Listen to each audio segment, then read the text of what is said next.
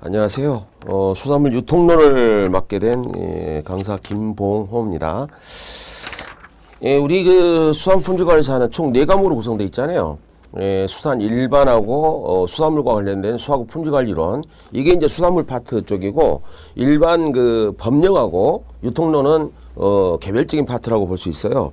그래서 우리 법령 같은 경우는 법 안에서 100% 다 출제가 됩니다. 그래서 시험이 어디서 나온다는 것을 알고 들어가는 부분이 있는데요. 유통론은 국정교과서가 존재하지 않잖아요. 그래서 출제위원들도 실제로 유통론을 출제하고자 할 때는 대학 교수라든가 뭐 국품원 국립수산품질관리원 쪽에 이제 고위공무원단 이런 또 일반인들 쪽에서 출제위원을 이렇게 모시게 되는데, 결국에는 시중에 나와 있는 유통과 관련된 책들을 다 모아가지고 거기서 수산물 파트만 분류를 한 다음에 출제를 하게 되는데, 농산물품질관리사에도 한 13년 동안 유통론 시험 출제가 됐는데 대략 어떻게 나온다는 게 다 확정이 돼 있죠.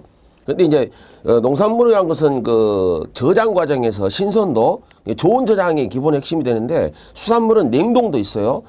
영하 18도 이하의 그 온도에서 냉동 저장하는 게 있고, 또 좋은 저장도 있고 상온 저장도 있고, 이렇게 있다 보니까 수산물의 기본적 특징 중에 하나가 부패가 쉽다 하는 것이 있거든요. 그리고 또 활어, 또 선어, 이런 것들이 있어가지고 기본적으로 유통 과정에서의 농산물과 좀 특징적으로 다른 부분이 몇 가지가 존재를 합니다. 그러나 농산품질관리사 자격증 가지고 계신 분도 있겠지만은 기본적인 세팅은 거의 같아요. 어차피 농산물도 신선도 유지하기 위해서 콜체인 시스템을 쓰거든요. 근데 수산물도 마찬가지예요. 수산물과 뭐 아무래도 이제 수산물 같은 경우는 냉동이라든가 좋은 상태에서 가는 냉동 파트가 좀 중요하죠. 그래서 약간 차이는 있으나 기본적으로 유통의 핵심 부분은 물류 파트이기 때문에 거기 나오는 유통 기능이라든가 유통 기구라든가, 그다음에 수산물이 이제 거래 관계에 있어서 시장에서 그 움직이게 되는 경제학적 이론들, 수요 공급 파트가 되겠죠. 여기서 나타나는 유통 비용들, 유통 마진들, 그리고 마지막으로 그 수산물은 상품이잖아요. 결국은 판매를 해야 되겠는데, 판매 과정에 있어야 되는 수산물 마케팅 파트, 이런 것들이 기본적인 룰로 같은데, 수산물 파트의 그 유통론의 그 큰 흐름을 한번 그 시험 문제로서 한번 잡아보자면은, 일단 유통이란 무엇인가 하는 총론 파트가 있어요. 반드시 시험에 나오죠. 유통의 의미이죠. 유통의 의. 이것이 그 출제되는 게 기본 룰로 돼 있어요. 하나씩 출제를 합니다. 그 다음에 유통 파트에서 유통이란 무엇인가 하는 유통의 기능 부분, 유통 그 상품이 생산 수확돼 가지고 소비자한테 전달되는 과정까지 있어서 어떤 그 의미를 가지고, 아무래도 상품이다 보니까 물적 거래가 이루어질 것이고, 저장 보관도 이루어질 것이고, 또는 저장 보관을 통해서 출하 시기를 늦춘다든가, 그 다음에 우리가 물적 유통 기능 중에서 수송, 운송, 보관 같은 걸 보게 되는데, 수송, 운송, 보관 같은 경우는 결과적으로 물류가 이동하는 과정이잖아요. 그래서 이동하는 과정에서 발생되는 뭐 직접비용이라든가 간접비용, 뭐 여기 또 상품 바깥에 우리가 제일 많이 보는 것 중에 모든 상품에는 바코드가 돼 있거나 또 FRID라든가 QR코드가 붙어 있잖아요. 이런 것들이 또 어떻게 돼 있는가 하는 것들, 유통 정보의 문제, 그 다음에 이제 최근에 와서는 전자상거래 문제도 되고 있죠. 이런 것들에 의한 유통 기능 문제를 한번 따져보고요. 세 번째, 유통 기구들이 있어요. 유통 기구. 자, 상품이 이동을 한다고 했을 때 그 이동을 담당하는 주체들이 있는 거죠. 기본적으로 생산자가 있을 거고, 상인이 있을 거고, 소비자가 있을 겁니다. 이 유통 기구들이 각 단계에서 어떤 역할을 하는가 하는 부분들이 나옵니다. 그래서 시험 문제 자주 나온 것 중에 보면은 유통기구 파트에서 유통 경로 부분을 따지되, 어디서 어떻게 이동을 해 가는가, 누구를 통해서 이동해 가는가 하는 유통 경로 문제가 나오는데, 유통 경로상에서 어떤 역할들이 존재하는가. 유통 경로에서 제일 중요한 것이 시장이죠, 시장. 그래서 우리가 그 법령에서 배웠던 중앙도매시장, 지방도매시장, 공판장, 민영도매시장, 이런 것들이 이제 기능을 하게 되겠죠. 그 다음에 좀 우리 그 유통론을 공부하면서 모든 사람 좀 어렵게 생각하는, 유통도 결국 상품이 이동해 가는 시장 경제 속에 존재하는 거거든요. 그래서 경제 이론을 배우게 되는데, 경제 이론의 핵심은 수요 공급의 이론이에요.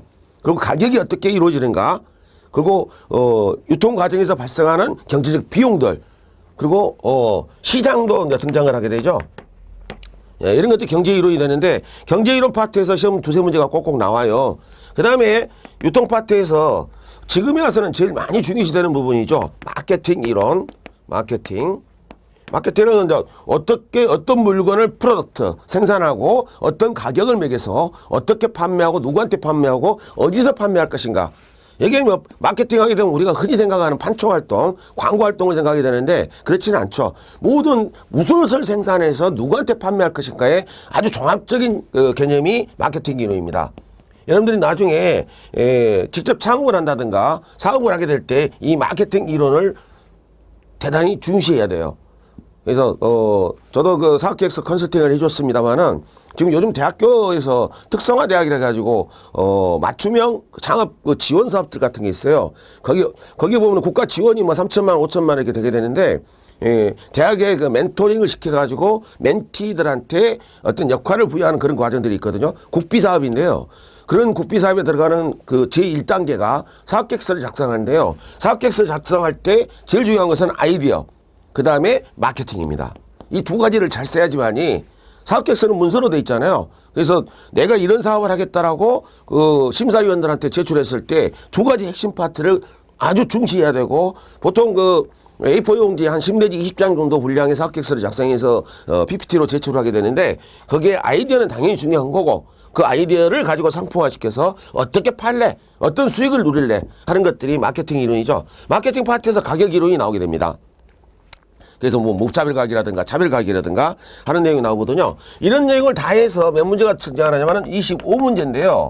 25문제인데 유통론의 핵심 부분은 이런 게 돼 있어요. 아까 제가 얘기했죠. 법령 25문제는 분명히 어디서 나온지를 다 알아요. 법 안에서 다 나오죠. 법, 시행령, 시행규칙, 고시 이 안에서 벗어나질 않습니다. 그래서 존재하지 않는 문제를 내지는 않습니다.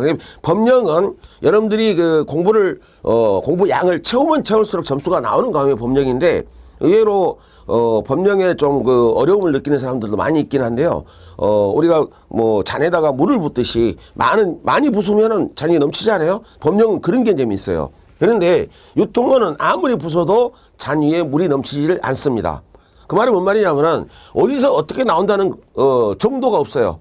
대략 그래도 다행인 것은 여러분들이 배우게 되는 교과서에서 약 한 90% 정도의 문제가 등장을 합니다. 그래서 교과서 안에서 다 해결할 수 있는 게 장점이긴 한데 약 한 10% 문제, 2개 내지 3개 정도의 문제가 2개 내지 2 내지 3개의 문제가 시사성 있는 문제라든가 전혀 우리가 듣도 보도 못한 문제들이 등장을 해요. 사실상 교수들도 시험장에서 시험지를 가지고 나온 학생들한테 이렇게 보면은 이런 문제도 나왔네? 라고 할 정도의 희한한 문제들이 존재를 합니다. 근데 그 문제들이 많은 게 아니고 두세 문제에 불과하기 때문에 당락을 결정할 정도의 문제는 아니거든요. 그래서 25문제 파트를 가져가는데 제가 여러분들한테 드릴 수 있는 것은 한 22문제의 지식을 드릴 거고 나머지 한 3문제 정도는 3문제 알파는 내공입니다. 여러분들이 유통론이라는 개념에 대해서 내공이 쌓여 있으면은 자연스럽게 답으로 흘러갈 수 있는 그런 힘들이 발생하게 돼요.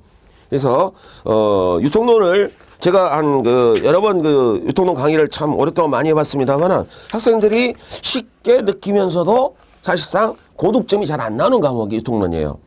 근데 유통론 고득점 나오는 사람들의 전공 학과를 보니까 아무래도 경제 쪽이에요. 경제학과라든가 경영학과, 회계학과 뭐 이런 쪽에 있는 학생들 같은 경우는 기본 점수를 한 70, 80점 먹고 들어가더라고요. 그래서 크게 문제가 되지 않는데 여기 경제편이란 것도 사실 우리 고등학교 때 배우는 일반 경제하고 똑같아요.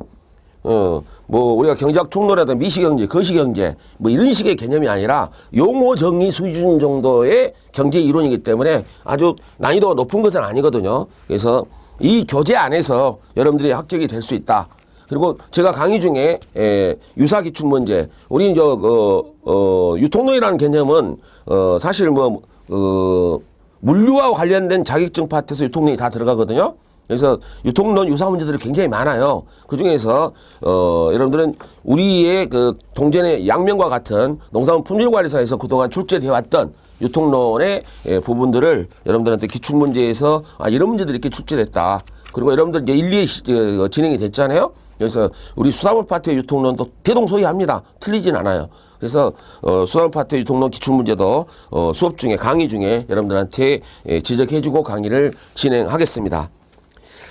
여기까지 마치고요. 일단 여러분들과 여러분 유통론에 관계되는 자료들도 꽤 많이 있습니다. 그래서 제가 이제 강의 역사가 오래되다 보니까 유통론 관련된 수업용 자료들이 꽤 많이 있는데 여러분들 홈페이지 자료실에서 제가 올리는 자료들을 참조하시기 바라고요.